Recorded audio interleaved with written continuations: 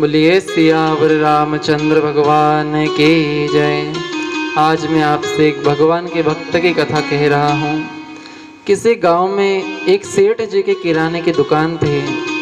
सेठ जी स्वयं राम नाम की माला फेरते हुए गल्ला संभालते, पैसों का लेन देन करते तथा जो उनका सेवक था वह सामान देता था ग्राहकों को। एक बार उस सेवक ने सेठ जी से पूछा कि आप यह क्या करते हो सेठ जी?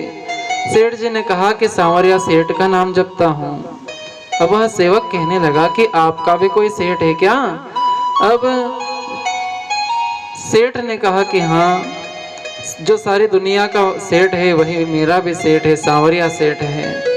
अब उस सेवक ने मन में विचार किया, लगता है कि राम जी बड़े सेठ हैं, जो जिसने सेठ जी को यह दुकान दी है, मकान दिया है, खेत दिया है, तो क्यों ना मैं भी उन्हीं सेठ के पास जाऊं, इस छोटे से सेठ के पास काम क्यों करूं। अब ऐसा विचार करके वह अपने गांव से बाहर एक कुआं था, वहां पर गया और वहां बैठा बैठा विचार करने लगा कि मैं किस प्रकार से भगवान का नाम सुमिरन करूं। सांसों की माला पे सिमरो में सीताराम, सांसों के माला पे सिमरो में सीताराम। यही मेरी भक्ति है, यही मेरी पूजा, सांसों की माला पे सिमरो में सीताराम। अब उसने विचार किया कि जब सेठ जी इतने इतने पारों पर प्रभु का नाम सुमिरन कर रहे हैं, तो क्यों न मैं इतने बड़े बड़े पारे बना करके उसकी माला फेरूं, तो भगवान जल्दी आ जाएंगे। अब पेड़ काट काट कर इतने इतने बड़े पारे बनाए और एक रस्सा लेकर के आया और उन सभी पारों को पिरो दिया। लेकिन अब इतनी बड़ी माला फेरे कैसे? उसने उस माला को कुएं के अंदर लटका दिया। अब कुएं के अंदर उस माला को लटका करके वह कहने लगा कि हाय राम मोड़ो चेत्यो, हाय राम। एक एक पारे को सरकाता है और कहता है कि हाय राम मोड़ो चेत्यो। हाय राम मोड़ो चेत्यो का मतलब होता है कि हे प्रभु, मैं आपको देर से जान सका, देर से समझ में आया मुझे। अब इस प्रकार जप रहा है।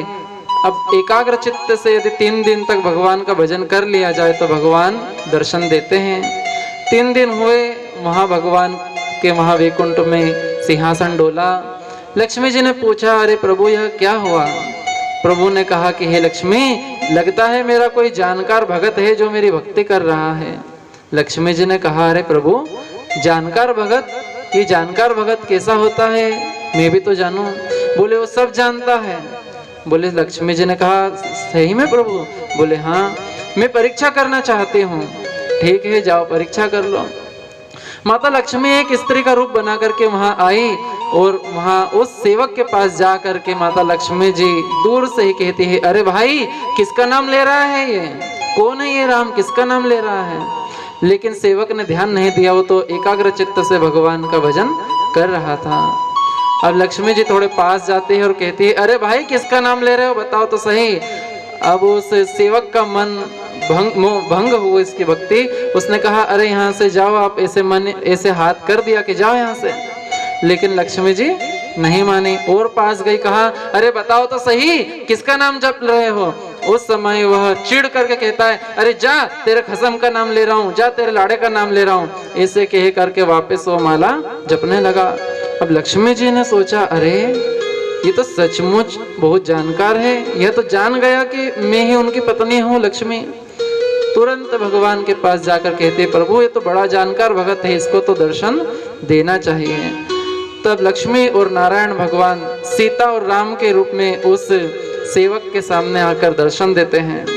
सेवक से कहते हैं कि लो क्या मांगते हो मांगो, मैं प्रसन्न हूँ तुम्हारी भक्ति से। अब सेवक कहने लगा, कौन हो आप? बोले तुम ही मुझे बुलाया है, राम नाम का जप करके मैं ही राम हूँ। बोलो अच्छा आप ही सांवरिया सेठ हो? बोले हाँ, लेकिन मुझे तो बहुत कुछ चाहिए और मैं कैसे मान लूं कि आप ही सांवरिया सेठ हो? आपके पास तो कुछ दिखाई नहीं देता। जब बड़ा सेठ आता है ना तो छत्र लेकर उसके सेवक साथ साथ चलते हैं, लेकिन आप तो ऐसे ही आ गए हो, मैं नहीं मानता कि आप भगवान हो, सांवरिया सेठ हो। अब उसने कहा कि रुको, मेरा सेठ पहचानता है आपको, मैं जा रहा हूँ, मेरे सेठ को बुला कर लाऊंगा। बोले ठीक है। अब भगवान को उसने जो माला फेर रहा था उसी माला से एक पेड़ से बांध दिया और गया सेठ जी को बुलाने। सेठ जी चलो। बोले कहाँ? बोले कि सांवरिया सेठ आया है, मैंने भी माला फेरी तो मुझे भी वो देने आए हैं, देखो तो वही है कि और कोई है। अब सेठ जी उसके साथ चल दिए। अब उन्होंने सोचा मैं जन्म कब से माला फेर रहा हूँ, बचपन से, अभी तक भगवान नहीं आए और ये 3 दिन में कोई भगवान आ जाएंगे क्या? देखे तो सही कौन इसे मूर्ख बना रहा है। अब वहां गए, जैसे ही सेठ ने भगवान को देखा, उनका तेज देखा, उनका ऐश्वर्य देखा, तो तुरंत समझ गया ये तो ईश्वर के अलावा और कोई हो नहीं सकता। सेठ जी उनको देखकर भाव विभोर हो गए और सेठ भगवान के पहले उस सेवक के चरण पकड़ता है कि अरे तूने ऐसी निश्चल मन से ऐसी भक्ति की है, श्रद्धा से ऐसी भक्ति की है कि मैं इतने जन्मों जन्मों से भगवान का भजन करके इनका दर्शन नहीं पा सका और तूने मात्र 3 दिन में ही सच्ची श्रद्धा से भगवान को प्रकट कर लिया। सेवक के चरण आंसुओं से धुला देते हैं सेठ जी, फिर भगवान के चरण पड़ते हैं, भगवान की परिक्रमा करते हैं।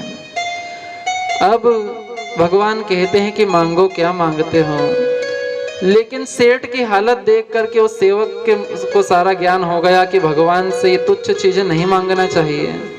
यदि भगवान आए ही हो तो हमें इस जन्म मरण के बंधन से मुक्त कर दीजिए प्रभु, क्योंकि यहाँ आकर के मनुष्य अनेक प्रकार के शरीरों को धारण करता है, लेकिन जब परमात्मा का दर्शन मिल जावे तो भगवान से फिर इस भौतिक जगत के सामग्री की इच्छा नहीं करना चाहिए। जिस प्रकार ध्रुव को दर्शन जब भगवान ने दिए तो ध्रुव अपने पिता की गोद में बैठना चाहता था, लेकिन भगवान के दर्शन करते ही वह पिता की गोद को त्याग कर परमात्मा की गोद का अधिकारी हो गया। इसी प्रकार भगवान के दर्शनों के पश्चात, भगवान का ज्ञान होने के पश्चात भगवान से भौतिक सुख की इच्छा नहीं रखनी चाहिए। यही हमारे ग्रंथ कहते हैं, यही यह कथा कहती है और यही साधु संत कहते हैं। भगवान ने उनको दर्शन दिए और अपने साथ ही उनको वैकुंठ धाम को ले गए।